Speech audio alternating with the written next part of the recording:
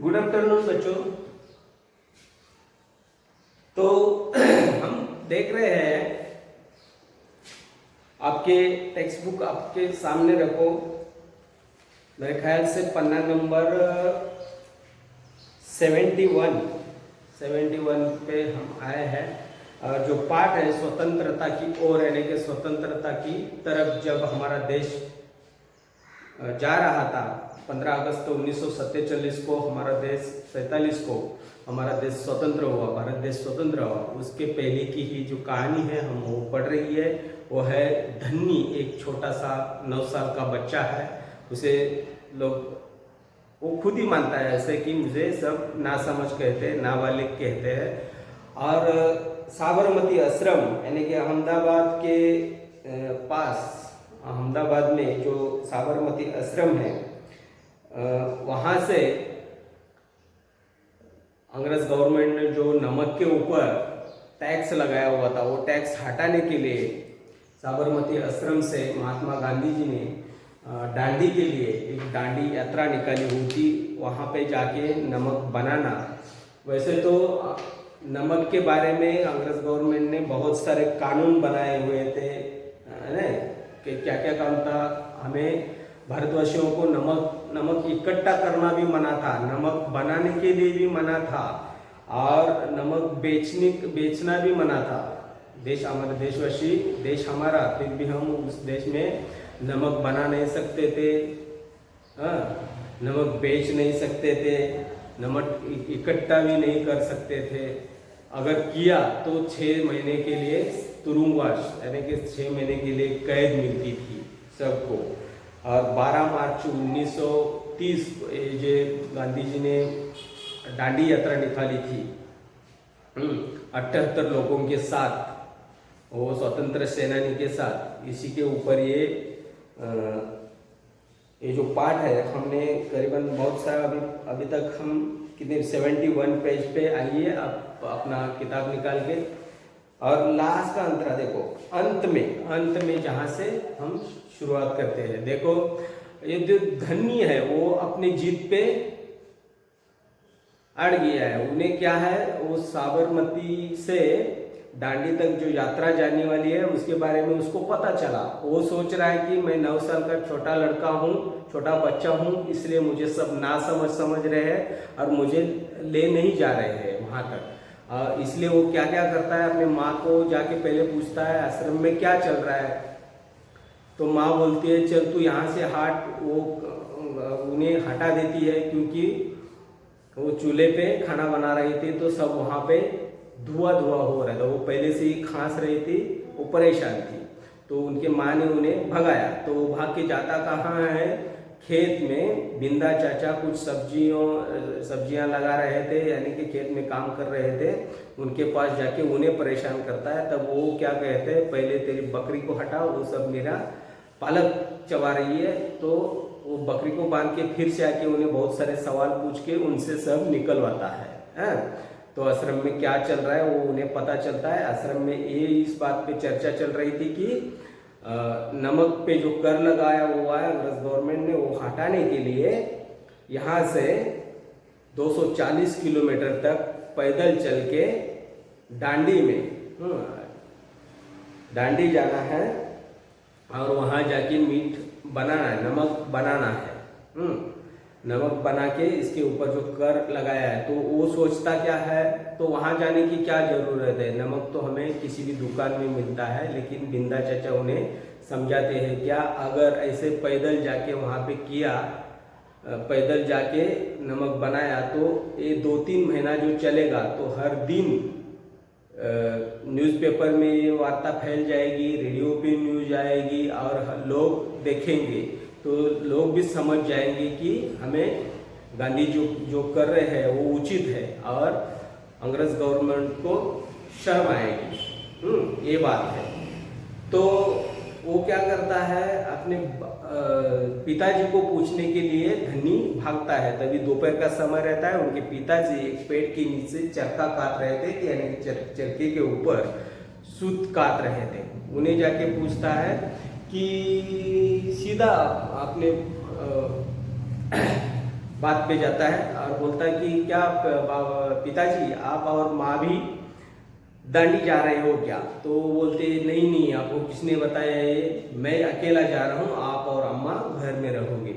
तो वो बोलता है नहीं नहीं मुझे भी आना है, और जिद पे अटक जाता है, जिद पकड़ के बैठता है। तो वो तो उनके बाप है, वो बोलते हैं कि नहीं नहीं, ये वो बात टालने के लिए बोलते हैं, ये वहाँ सब नौजवान जा रहे हैं, आपके जैसे बच्चों का वो काम नहीं है, वहाँ सब नौजवान जा रहे हैं। तो वो बोलता है कि मैं भी नौजवान हूँ, मैं 9 साल का हूँ, आपसे तो मैं तेज भागता हूँ, ऐसे बात कर रहा है। तो वो बोलते और उसे हटाने के लिए क्या कहते हैं, गांधी जी ने जिनको चुना है वही सिर्फ सिलेक्टेड लोग वहाँ पे जा रहे हैं। तो वो मन में क्या सोचता है, गांधी जी तो मुझे ना नहीं कहेंगे, मैं सीधा जाके गांधी जी को पूछता हूँ।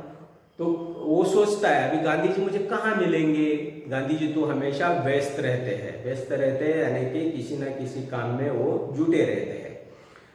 तो वो मन में पक्का करता है, हाँ सुबह तो गांधी जी को एक आदत है, सुबह उठ के वो सुबह जल्दी उठते हैं और पूरे आश्रम में पैदल घूमते हैं, ये दिमाग में ठान लेता है। और रात को सोता है और सुबह जल्दी उठ के वो अपनी बकरी को, धन्नी को लेके आश्रम में गांधी जी को ढूंढने निकलता है। तब उसी टाइम गांधी जी गौशाला में, यानी कि गाय रखने की जो जगह होती है वहाँ पे होते हैं। वहाँ से वो सीधा किधर आते हैं, बिंदा चाचा के पास खेती में आते हैं।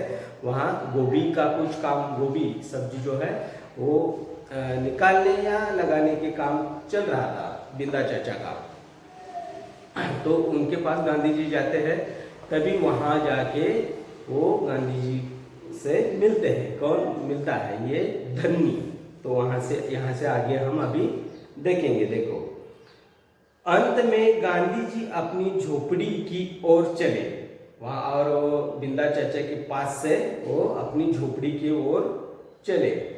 बरामदे के चरखे के पास, बरामदा यानी के झोपड़ी का जो वरांडा होता है, बरामदा यानी कि वरांडा में चरखे के पास बैठकर उन्होंने धनी को पुकारा, यहाँ आओ बेटा।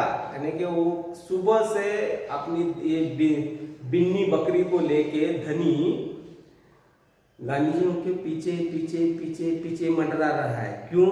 उन्हें पूछना था कि मैं भी आऊं क्या दांडी, ये पूछने के लिए वो उनके पीछे पीछे घूम रहा था। तो गांधी जी उन्हें देख रहे थे, हाँ, लेकिन ना देखा, ऐसे करते करते अभी तक रहते। आखिर में देखो अंत में गांधी जी अपनी झोपड़ी की ओर चले। बरामदे में चरखे के पास बैठकर उन्होंने धनी को पुकारा, यहाँ हो बेटा। धनी दौड़कर उनके पास पहुंचा। बिन्नी भी साथ में कूदती हुई आई और दोनों भी, बिन्नी और धनी दोनों भी गांधी जी के पास पहुंच गए। तुम्हारा क्या नाम है बेटा? धनी। गांधी जी ने पूछा धनी को, तुम्हारा क्या नाम है बेटा? तो धनी बापू। और क्या बोलता है बापू जी को? बोलता है मेरा नाम धनी है। और ये तुम्हारी बकरी है? गांधी जी पूछते हैं और ये तुम्हारी बकरी है? जी हाँ, ये मेरी दोस्त बिन्नी है, जिसका दूध आप रोज सुबह पीते हो। और धनी बता रहा है ये जो बकरी है इसका नाम धनी है और आप हर सुबह इसका ही दूध पीते हैं। धनी गर्व से मुस्कुराया और धनी को क्या लगा कि मैं जो काम कर रहा हूँ वो भी आपके लिए कर रहा हूँ, और ये जो मैं बकरी का संभाल कर रहा हूँ इसका खान पान का व्यवस्था मैं करता हूँ, और इस बकरी का दूध आप हर सुबह पीते हो। यानी कि अपना कुछ काम निकालने के लिए ये धनी बात कर रहा है। धनी गर्व से मुस्कुराया, मैं इसकी देखभाल करता हूँ। और गर्व से मुस्कुराया कि इस बकरी का, आप जिस बकरी का दूध पीते हो उस बकरी का संभाल मैं करता हूँ, उसकी खान पान की देखभाल मैं रखता हूँ। बहुत अच्छा, गांधी जी ने बोला। गांधी जी ने हाथ हिलाकर कहा, गांधी जी ने कहा बहुत अच्छा, बहुत अच्छा। अब ये बताओ धनी कि तुम और बिन्नी सुबह से मेरे पीछे पीछे क्यों घूम रहे हो? गांधी जी पूछते हैं। धनी, तो आप मुझे बताओ, मैं सुबह से देख रहा हूँ आप और धनी मेरे पीछे पीछे सुबह से घूम रहे हो, क्यों? मैं आपसे कुछ पूछना चाहता हूँ। धनी थोड़ा घबराया और ऐसा हिम्मत रख के तो बोला, लेकिन मन ही में थोड़ा घबराया।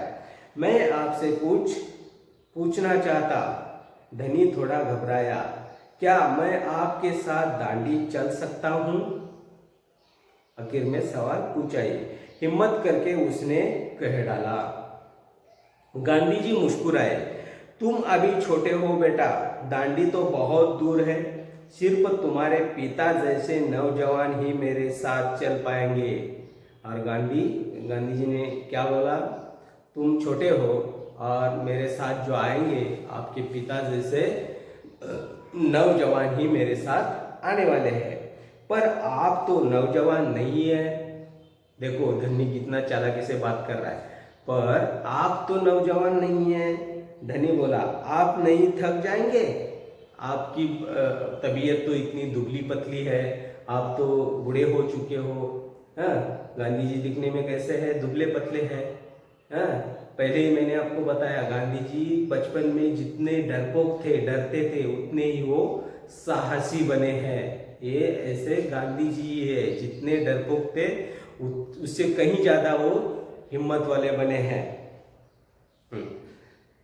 तो धनी उन्हें पूछ रहा है, गांधी जी मुस्कुराए, तुम अभी छोटे हो बेटा, दांडी तो बहुत दूर है, सिर्फ तुम्हारे पिता जैसे नौजवान ही मेरे साथ चल पाएंगे, पर आप तो नौजवान नहीं है। धनी बोला, आप नहीं थक जाएंगे? मैं बहुत अच्छे से चलता हूँ, गांधी जी ने कहा। और गांधी जी ने उन्हें क्या कहा, मैं दिखने में ऐसा हूँ, लेकिन मैं बहुत अच्छे से चल सकता हूँ। मैं भी बहुत अच्छे से चलता हूँ। धनी भी अड़ गया, और धनी फिर से अड़ गया, और गांधी जी के साथ भी बात वैसे कर रहा है कि आप बहुत अच्छे चलते हो तो मैं भी बहुत अच्छा चलता हूँ। हाँ ठीक है बात, हाँ ठीक बात है, गांधी जी बोले। कुछ सोचकर गांधी जी बोले, मगर एक समस्या है। अगर अभी उन्हें वो बोल रहा है तो आप चल सकते हो तो मैं भी चल सकता हूँ, तो उन्हें फिर से उन्हें तो लेके जाना नहीं है, लेकिन गांधी जी फिर भी बहाना बना रहे हैं। देखो, कुछ सोचकर गांधी जी बोले, मगर एक समस्या है। अगर तुम मेरे साथ जाओगे तो बिन्नी को कौन देखेगा? अभी इनकी जो बकरी है, जिस बकरी की देखभाल धनी कर रहा है, उस बकरी को कौन देखेगा? ऐसा गांधी जी ने सवाल पैदा किया है, सवाल उन्हें पूछा है। बोलो, मगर एक समस्या है, अगर तुम मेरे साथ जाओगे तो बिन्नी को कौन देखेगा? इतना चलने के बाद मैं तो कमजोर हो जाऊंगा, इसलिए जब मैं वापस आऊंगा तो मुझे खूब सारा दूध पीना पड़ेगा, जिससे कि मेरी ताकत लौट आए, और मैं इतना चलूंगा दांडी तक 240 किलोमीटर जो रास्ता है, उतना जाके फिर रिटर्न आऊंगा, तो मैं तो पूरा थक जाऊंगा, मेरी शरीर से पूरा ताकत यानी कि पावर खत्म हो जाएगी, और तभी मुझे बहुत दूध पीना जरूरी पड़ेगा। तो बिन्नी की देखभाल कौन करेगा? अगर बिन्नी इधर कुछ खाया पिया, उसको खाना पीना नहीं मिला, तो वो ज़्यादा दूध तो दे नहीं पाएगी। तो गांधी जी उन्हें समझा रहा है ऐसे। ये बात तो ठीक है। अभी धनी का जो दिमाग है वो थोड़ा ठंडा हो गया होता है। ये बात तो ठीक है, बिन्नी तभी खाती है जब मैं उसे खिलाता हूँ। और धनी भी बोल रहा है, बिन्नी जो है जब खाती है तब मैं उसको खिलाता हूँ, मैं ही उसे खिलाता हूँ तभी वो खाती है। मतलब मेरी उसे आदत हुई है मेरे हाथ से खाने की, या मैं उसे खिलाने के लिए लेके जाता हूँ तभी वो खाती है। हाँ, ये बात तो ठीक है, बिन्नी तभी खाती है जब मैं उसे खिलाता हूँ। धनी ने प्यार से बिन्नी का सिर सहलाया यानी कि उसके सिर के ऊपर थोड़ा ऐसा हाथ घुमाया और कहा, हाँ ये तो बात सही है, और सिर्फ मैं जानता हूँ कि इसे क्या पसंद है। पसंद यानी कि जो चीज़, खाने की चीज़ जो भी हो हमें अच्छा लगती है, यानी कि इधर तक खाना खाया, फिर भी आपकी पसंद की कोई चीज़ सामने आई तो हम इतना सा छोटा सा क्यों ना हो खाते ही है, उसे बोलते पसंद का। मैंने पेट भरने के बाद भी कुछ अपनी पसंद की चीज़ सामने आई तो हम खाते हैं, उसे बोलते हैं वो ज़्यादा पसंद है। वैसे इस धनी को क्या पसंद है वो सिर्फ मुझे मालूम है, ऐसा कौन बोल रहा है? धनी बोल रहा है। तो बिल्कुल सही, तो गांधी जी बोलते हैं बिल्कुल सही, तो क्या तुम आश्रम में रहकर मेरे लिए बिन्नी की देखभाल करोगे? गांधी जी प्यार से बोले और प्यार से समझाई हुई हर बात समझ में आती है। तो ये धनी समझदार लड़का है, तो उसे तो गांधी जी ने क्या समझाया, अगर मैं पैदल जाऊंगा तो मैं वहाँ पे थक जाऊंगा, फिर आने के बाद मेरे शरीर में ज़्यादा ताकत नहीं रहेगी।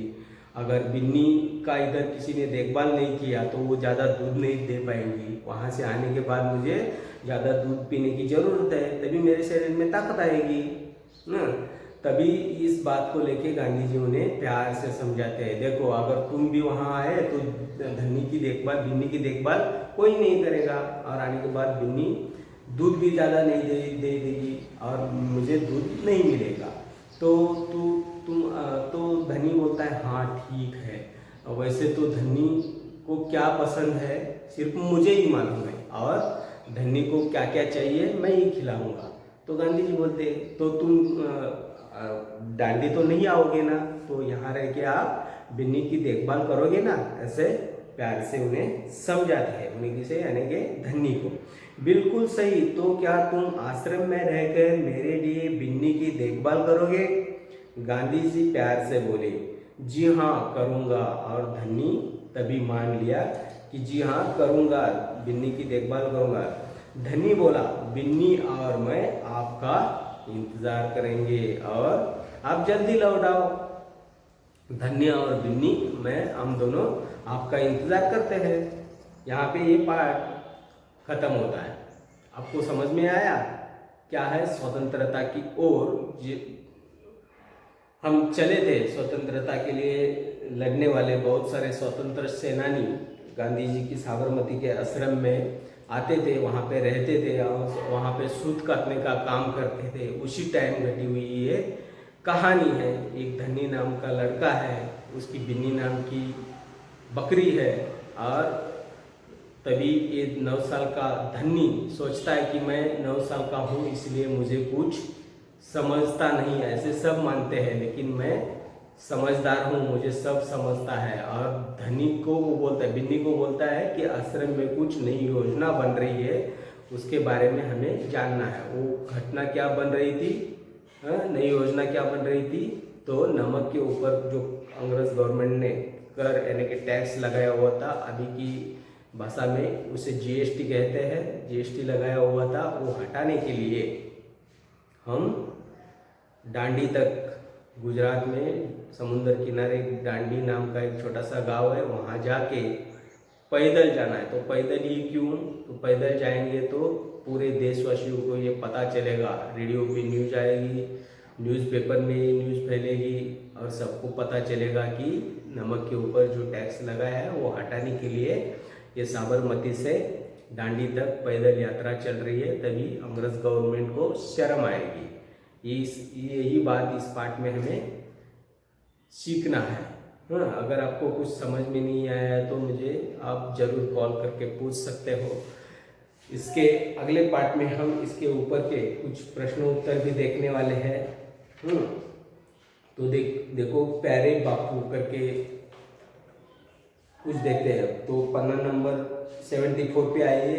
इस कहानी को पढ़कर तुम्हें बापू के बारे में कई बातें पता चली होंगी, इनमें से कोई 3 बातें यहाँ लिखे। तो आप क्या लिख सकते हो? गांधी जी सुबह जल्दी उठते थे, वो हमेशा व्यस्त रहते थे। व्यस्त रहते थे ना, किसी न किसी काम में व्यस्त रहते थे। गांधी जी के बारे में, वो सुबह उठ के आश्रम में पैदल चलते थे और चरखे पे सूत काटते थे, यानी कि रुई से धागा बना के वो खादी का, दूसरी बात है, खादी का कपड़ा बनाते थे। क्यों? क्योंकि उन्हें स्वदेशी इस्तेमाल करने का वो भी एक उन्होंने मन में तय किया था। उनका अंग्रेजों का कुछ नहीं इस्तेमाल करना है, वो चीज़ परदेशी चीज़ें फेंक दी थी, उन्हें जलाई भी थी। और गांधी जी जो थे अहिंसावादी थे। अहिंसा वदिते यानी कि हिंसा ना करो। हाँ, वो सत्याग्रह जब करते थे अपना सत्य के लिए आग्रह धरते थे। जो सत्य है वो छीनने के लिए अहिंसा से लड़ते थे। अहिंसा से लड़ना मतलब मारपीट, दंगा फसाद कुछ नहीं मचाना है। हाथ में कुछ लाठी वाटी या खड़क बिड़क कुछ ऐसा लेने से पहले प्यार से अपने दिमाग से अपना जो हक है वो हक मांगने वाले गांधी जी थे। तो गांधी जी के बारे में बहुत सारी ऐसे बातें आपने पाठ में पढ़ी है, वो आपको लिखनी है। धनी की चूल्हा, चूल्हा अभी आपने चूल्हा देखा है ना, चूल्हा जिसमें लकड़ी का ईंधन जलता है और हम उसके ऊपर खाना बनाते हैं। तो देखो, धनी की माँ चूल्हा फूंक रही थी। धनी की माँ खाना पकाने के लिए चूल्हे का इस्तेमाल करती थी। नीचे कुछ चित्र बने हैं, इनके नाम पता करो और लिखो। क्या क्या चित्र है देखो, क्या है? एक है स्टोव, जिसमें हम केरोसिन यानी कि मिट्टी का तेल उसे बोलते हैं। उसमें क्या इस्तेमाल होता है? मिट्टी का तेल यानी कि केरोसिन। स्टोव है वो, उसे पंप मार के चलाते थे। दूसरा पिक्चर है चूल्हा। चूल्हा, उसमें लकड़ी डाला हुआ है। इसमें लकड़ी का ईंधन यूज होता है। लकड़ी ये भी एक ईंधन है। ईंधन किसे बोलते हैं? जिसमें से हमें ऊर्जा मिलती है। ऊर्जा मिलती है उसे ईंधन बोलते हैं। तीसरा है गैस सिलेंडर, गैस स्टोव।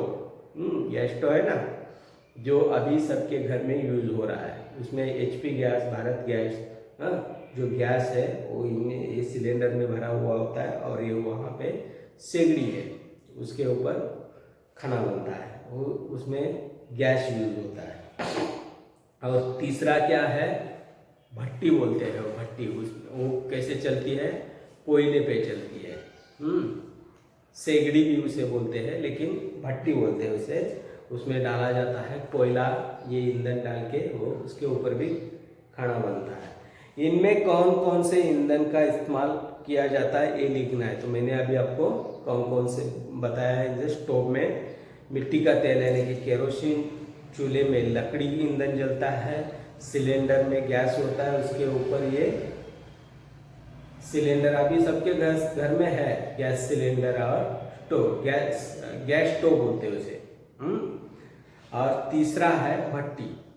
भट्टी यानी कोयले के ऊपर चलने वाला, उसका ईंधन है कोयला। तुम्हारे घर में खाना पकाने के लिए इनमें से किसी का इस्तेमाल किया जाता है। जो होता है वो आपको लिखना है, किसी का इस्तेमाल होता है। मेरे घर में तो यानी कि अभी सबके घर में ही गैस स्टोव ही चल रहा है। HP गैस, HP या भारत पेट्रोलियम गैस, जो भी है। कहानी से, तो आज हम पन्ना नंबर 74 पे रुकते हैं। यहाँ से आगे सवाल जवाब जो है हम यानी कि प्रश्न उत्तर अगली ताशिका में देखेंगे। चलो ठीक है, आज के लिए इतना काफ़ी है। आपका दिन शुभ गुजरे। अगर अभी भी किसी को कुछ समझ में नहीं आया है तो मुझे कॉल करके ज़रूर पूछ सकते हो। आपका दिन शुभ गुजरे। धन्यवाद।